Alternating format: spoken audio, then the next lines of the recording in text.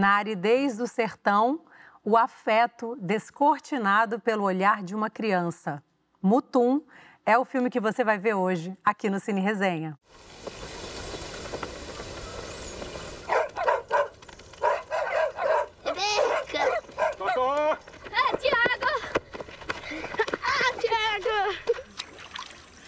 Em um local isolado no sertão de Minas Gerais, vivem Tiago e sua família. Ele veio correndo, parecia um tatu a quadro dos cachorros, assim, com os arregaçados. Nesse lugar seco e pobre, eles vivem numa casa longe da cidade.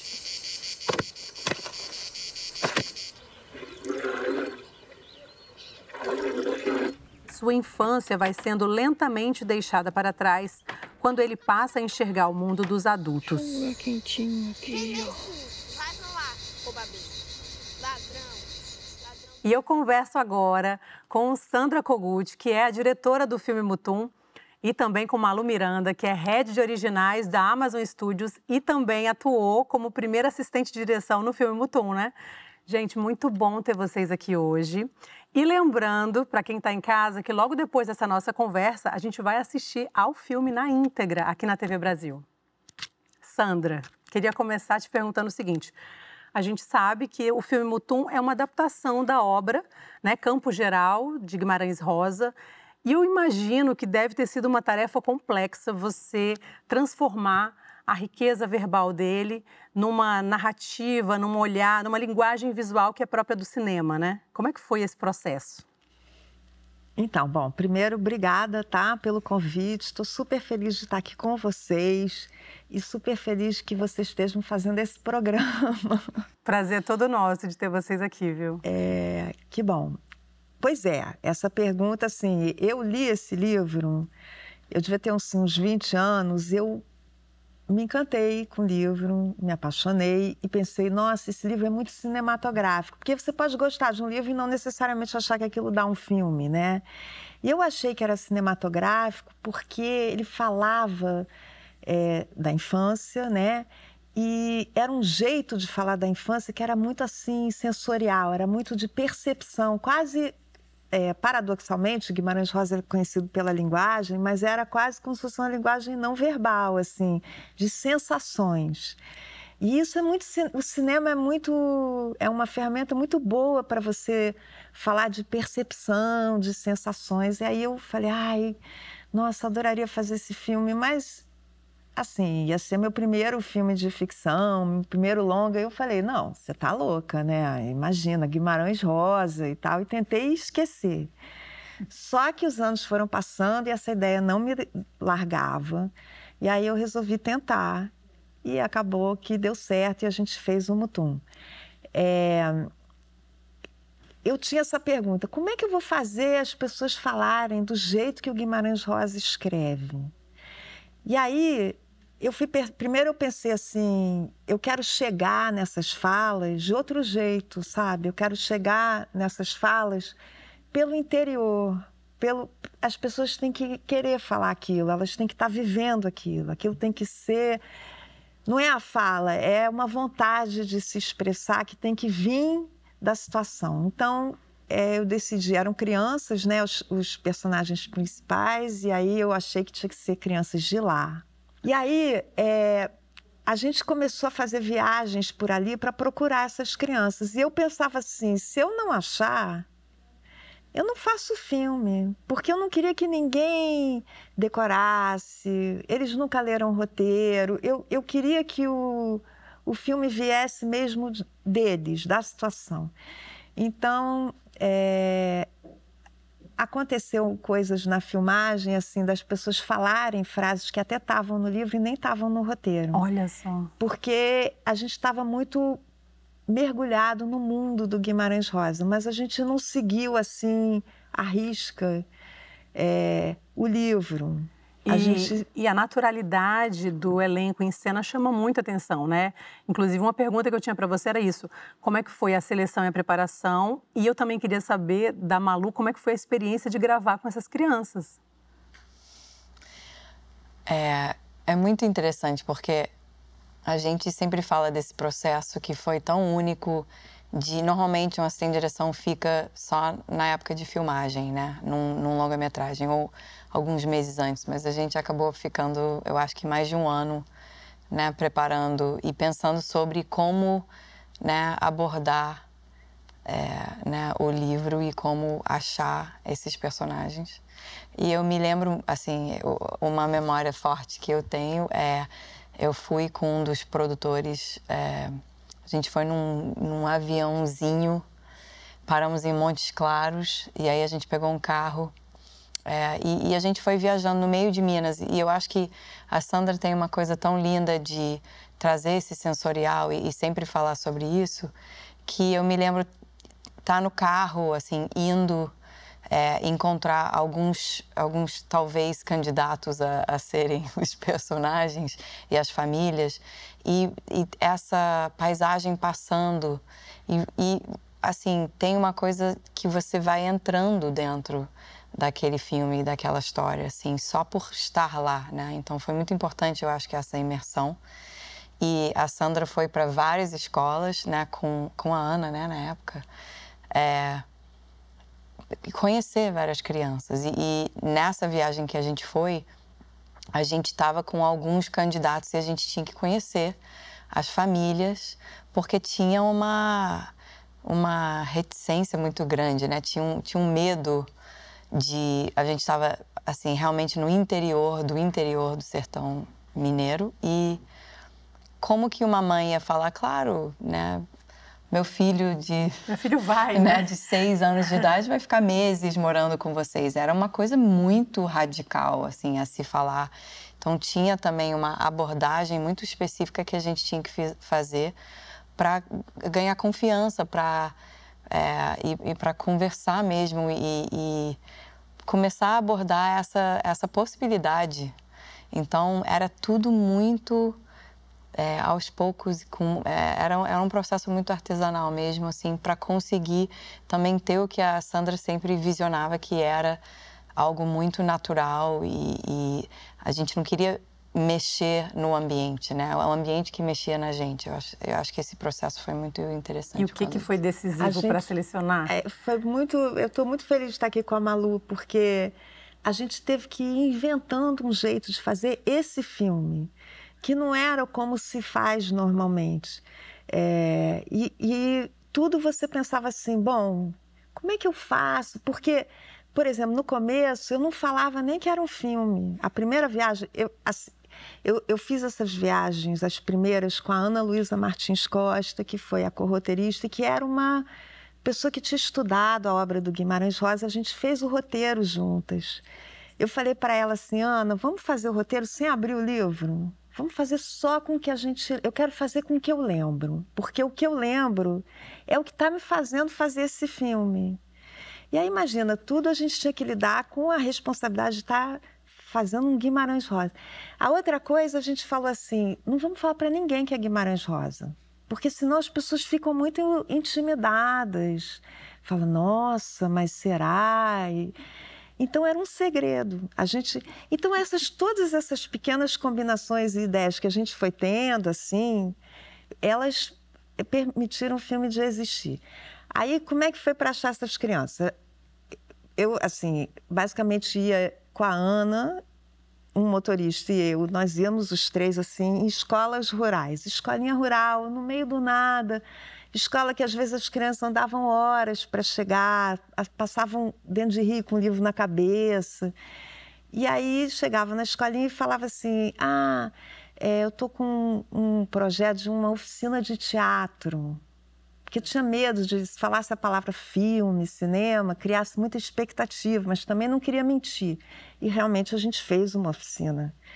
Então, nessa etapa, foram, assim, mais ou menos umas 1.500 crianças. Aí chegava, fazia uns jogos, umas brincadeiras, aí ia... E isso também, tudo isso que a gente fez, esse ano e meio, foi um jeito de entrar naquele mundo, de entender o filme. Às vezes as crianças falavam umas coisas, ou adultos falavam assim, o que você mais lembra da tua infância no sertão? Muita gente falava assim, era muito escuro. Era um breu, porque não tinha eletricidade. Então, as cenas noturnas do filme, eu já sabia, vamos fazer assim, conversando com o fotógrafo, o Mauro Pinheiro, vamos fazer realmente escuro. Então você ia entrando, chegava para uma criança e falava assim, nossa, me fala aí todas as cicatrizes que você tem. Aí ia contando, essa aqui foi isso. Aí você analisava, e você ia vendo desenvoltura, expressão. Sabe o que aconteceu? O livro é dos anos 50 e eu não queria fazer um filme de época. E eu me perguntei assim, será que essa história aconteceria hoje no Brasil, naquele momento, né? E se ela acontecesse, aonde ela seria? Quem seriam essas pessoas que viveriam esse drama? Porque essa família vive esse drama porque está isolada. Será que eu vou ter que ir muito longe? Aonde eu vou ter que ir no sertão?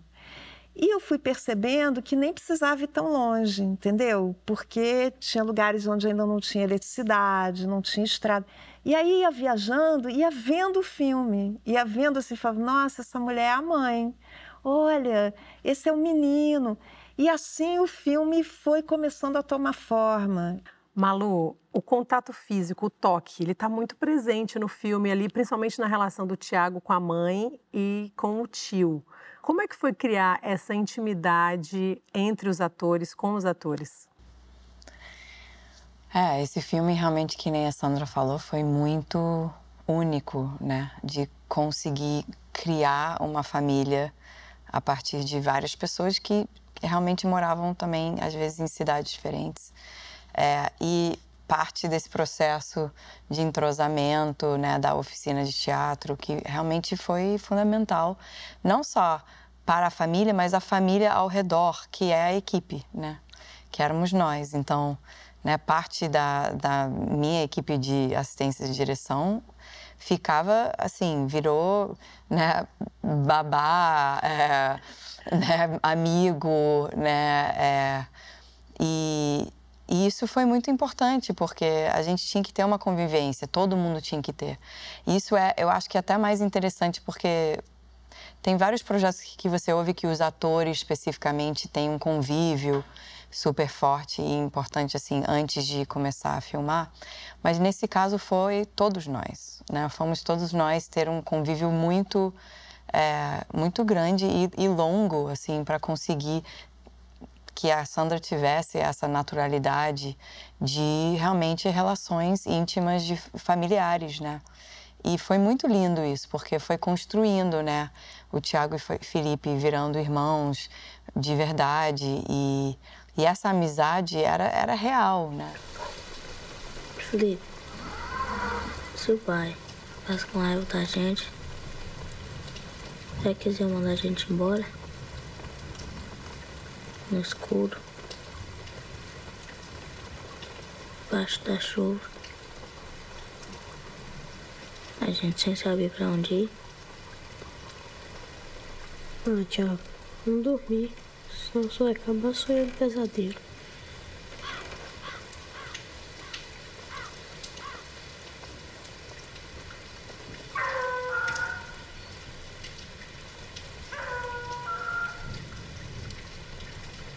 Felipe,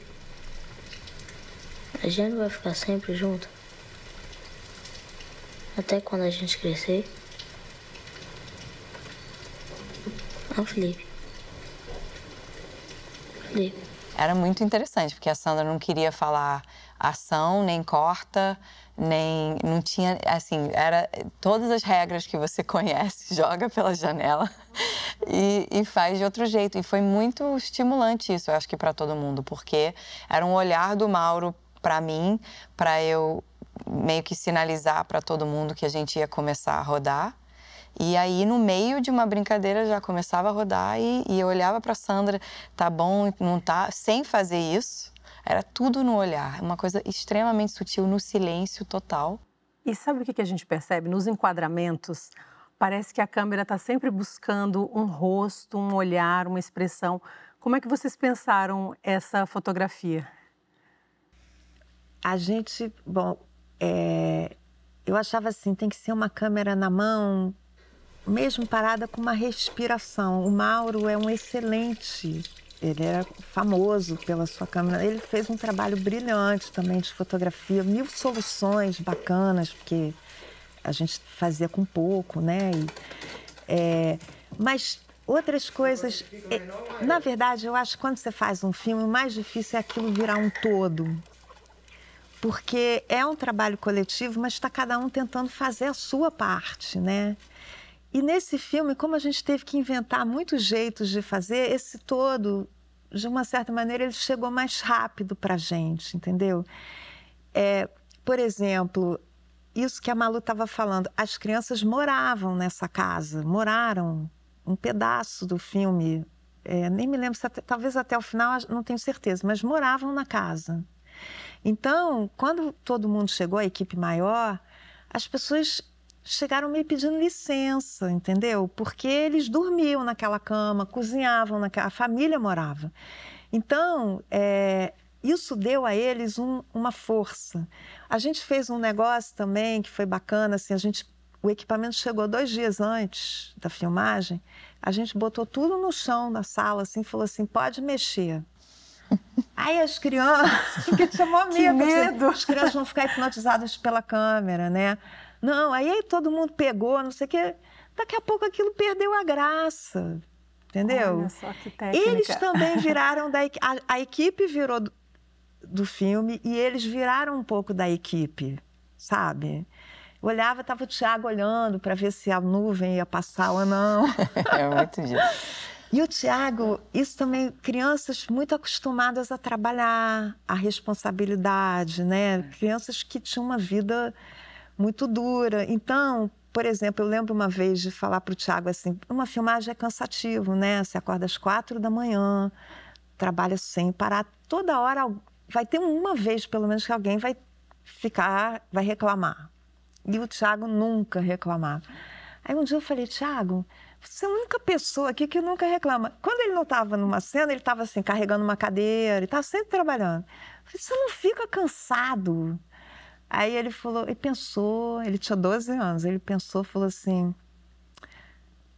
não, eu estou acostumado a trabalhar aqui, eu trabalho desde que eu era criança. Thiago, você é criança, entendeu? Então, a gente acho que formou um todo ali, que era do filme. Em alguns momentos do filme, você opta por deixar a ação da cena fora do campo de visão. Ou em outros momentos você dá uns saltos no tempo, né? Fala um pouco pra gente sobre essas escolhas do que mostrar e do que não mostrar no filme. Isso é a chave do filme, né? Eu não vou falar totalmente, porque eu acho que tem uma coisa do filme que é legal descobrir vendo o filme, né? Não quero dar muito spoiler. Mas, assim, o que você mostra, o que você não mostra, é a chave desse filme. E o filme é sobre a infância. E a infância é uma época da sua vida que o seu quarto é o mundo inteiro. Você não vê lá longe, assim, o mundo é nebuloso, você enxerga o seu quarto, você enxerga o que está perto de você e enxerga muito bem, vive aquilo plenamente, né? Então, o filme ele foi todo pensado assim. O mundo dos adultos é uma coisa que eles intuem as crianças, né? Eles percebem coisas ali, mas eles não sabem realmente o que está acontecendo. Eles sentem. Então, como a gente está com as crianças, a gente também vê por elas, a gente vê o que elas veem, o que elas não sabem, o filme também não... E ao mesmo tempo, é um jeito de você penetrar no interior deles, né? No que eles estão sentindo. Outra coisa que chama bastante atenção também, né? O som do filme. A gente está muito acostumado a ver os filmes utilizando músicas para exaltar ali as emoções. Em Mutum, mesmo sem música, a gente consegue perceber uma paisagem sonora. Como é que vocês pensaram o som desse filme? Então, eu falei no começo de ser sensorial, né? Eu acho que o ouvir, né, é um dos sentidos que muito rápido leva para o mundo interior. Porque o filme, ele, por um lado, ele tem uma crueza, assim, ele é muito concreto, é bem isso que a Malu falou, ele aquilo tudo está acontecendo de verdade, né? Tem uma coisa muito concreta, mas é aquilo tudo como também um jeito de você entender o que os personagens sentem. Então, é um pouco uma paisagem mental também. É as duas coisas. E aí eu queria muito fazer uma coisa sonora e durante a filmagem ouvia às vezes um som e falava, nossa, esse pássaro, isso aqui é um som de tristeza, isso aqui é um som de medo, e ia anotando. Aí fomos fazendo assim um roteirinho só de sons, mas uma equipe filmando faz muito barulho, então é impossível gravar. Você não para uma filmagem para gravar, olha esse som e tal, impossível. Então, quando acabou a filmagem, foi todo mundo embora, eu fiquei com a Ana e o técnico de som. E a gente ficou, acho que umas 2 semanas, um tempão, só fazendo som. Só captando, assim. Ah, lembra aquele som? Tinha um roteiro. Porque aí nós éramos só nós, a gente, né, aí não faz barulho nenhum. E a gente pôde fazer esse roteiro de som.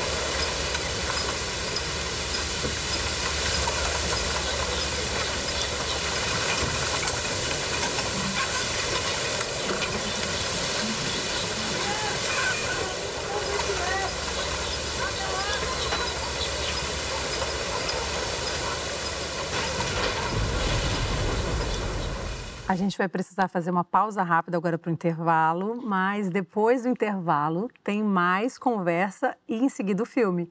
Fica com a gente.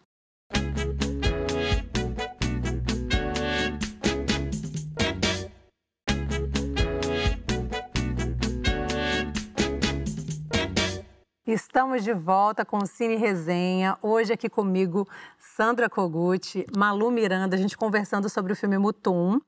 Malu, Mutum foi lançado ali em 2007 e a gente começa a ver nesse momento um movimento fértil ali do cinema fora do eixo Rio-São Paulo, né? E nesse momento filmes como Cinema, Aspirinas e Urubus, Cidade Baixa, Árido Movie, Baixio das Bestas, né? Sendo lançados. E eu te pergunto, como é que você viu o que estava acontecendo com o cinema brasileiro naquela época em comparação com o que está acontecendo hoje? É muito interessante, né? Eu acho um presente tão grande, um privilégio tão grande, né? Eu me formei em cinema em 99, então, e eu fiz o primeiro filme aqui no Brasil, né, como assistente de direção em 99.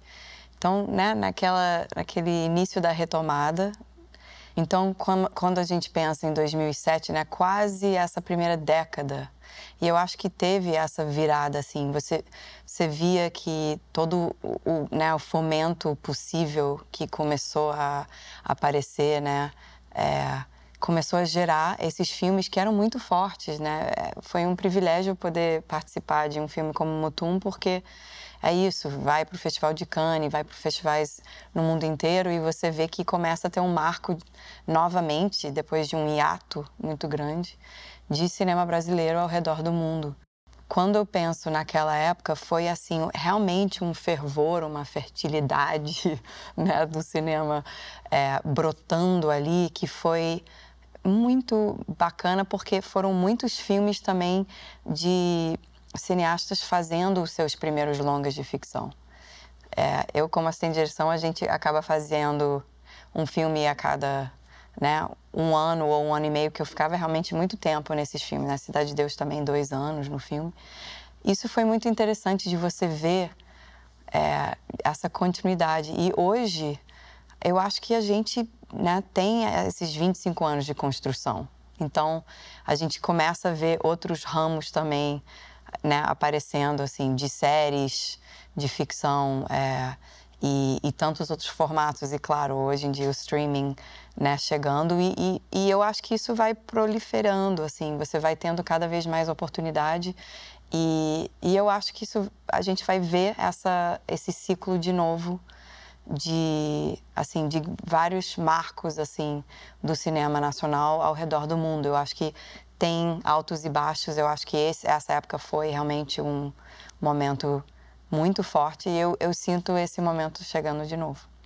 Sandra, Mutum fala sobre a infância na zona rural.